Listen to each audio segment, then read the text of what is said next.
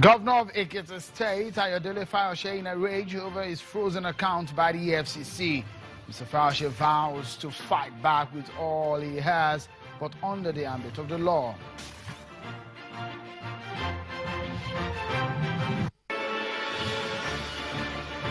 And the Attorney General of the Federation has been summoned over the efforts to prosecute the alleged forgery of the National Assembly's standing rules. Lawmakers see action as an act of intimidation of the legislative arm of government by the executive. And that's our focus on the program.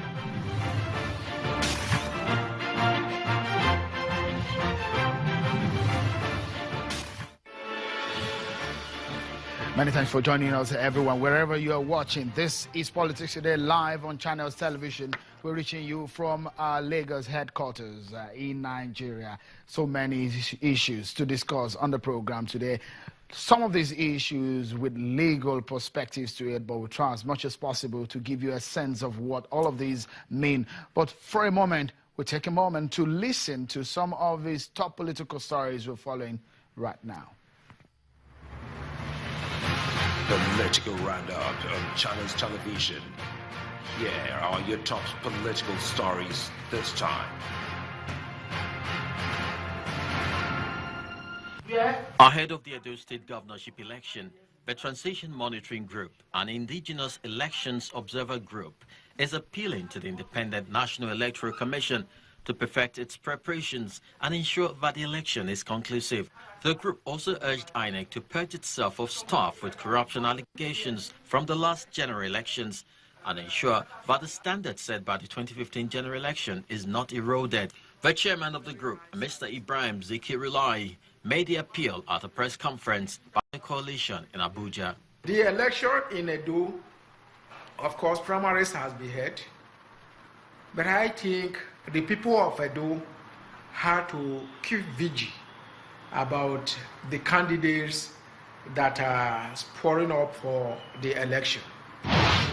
The Independent Electoral Commission is still under the spotlight, first time in Rivers State, where the commission held a peace meeting with political parties. The stakeholders, which include representatives of National Mediation and Reconciliation Council, all converge on the premises of the electoral body in Port Harcourt, the Rivers State capital. The resident electoral commissioner in the state, Anyedi Ikoiwak, says if the legislative rerun election in Rivers State will be concluded in the disputed areas, then political parties must be committed to ensuring a peaceful process. After the meeting, the chairman of the different political parties signed a peace accord as a mark of their commitment to a non-violent process.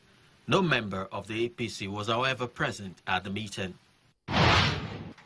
And to the courtroom, where the former spokesperson of the Jonathan Campaign Organization, Mr. Femi Fani-Kayode, was brought to answer charges brought against him by Nigeria's anti-corruption agency, the EFCC.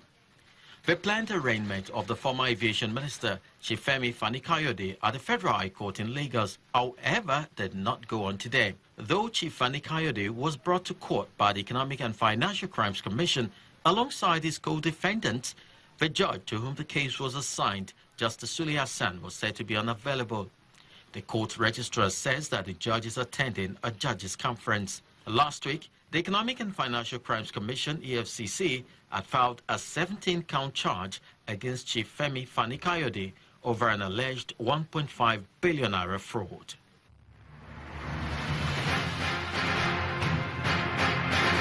And you're up to date. Those are your top political stories you need to know.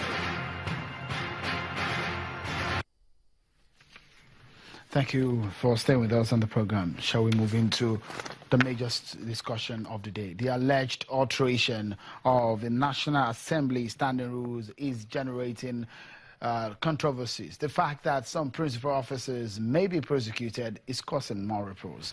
The House and the Senate are together on this matter.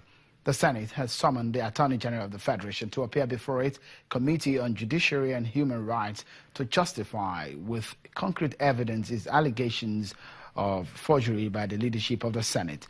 The Senate also affirmed that its rule book, the Senate Standing Order, is authentic and not forged.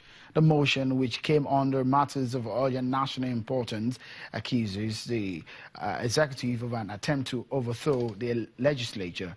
In a similar development, the House of Representatives has appealed to President Muhammadu Buhari to prevail on members of the Executive Council to desist from taking steps that will cripple the National Assembly, such as the prosecution of the presiding officers of the Senate over allegations of forgery. But first and foremost, let's listen to the lawmaker who moved the motion on the floor of the House, on the lower chamber of the National Assembly.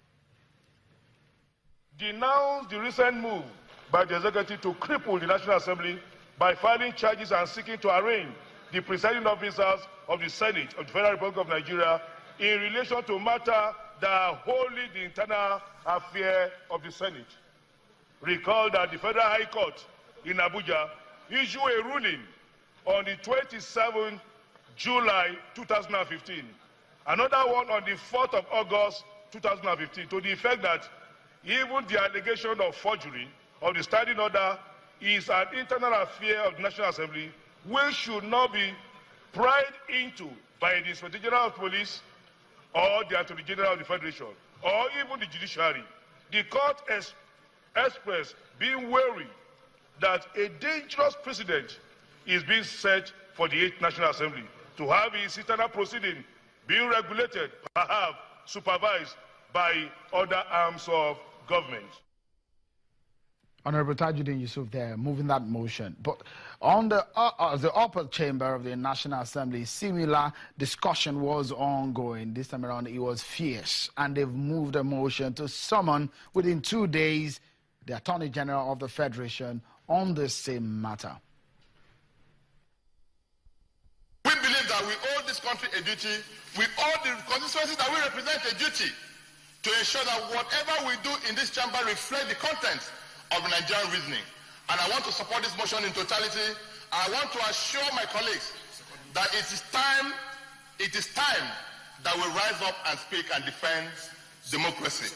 Because if democracy is under threat, then our existence as a nation is under threat.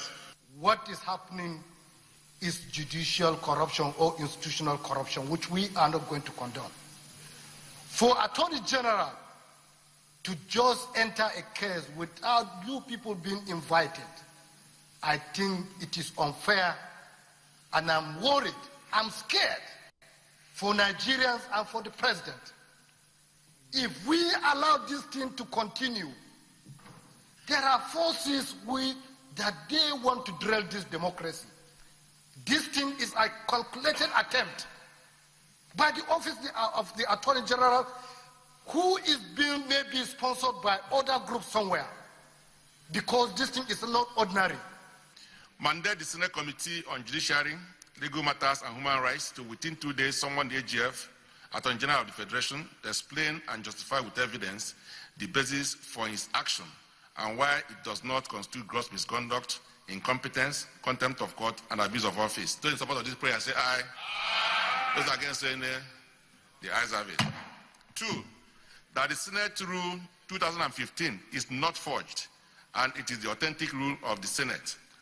Those in support of this prayer say aye. Those against saying nay, the ayes have it. And so the ayes have it, had it in the 2 ways. Well, we'll talk more about this. My guest is already seated after this break. Join us again.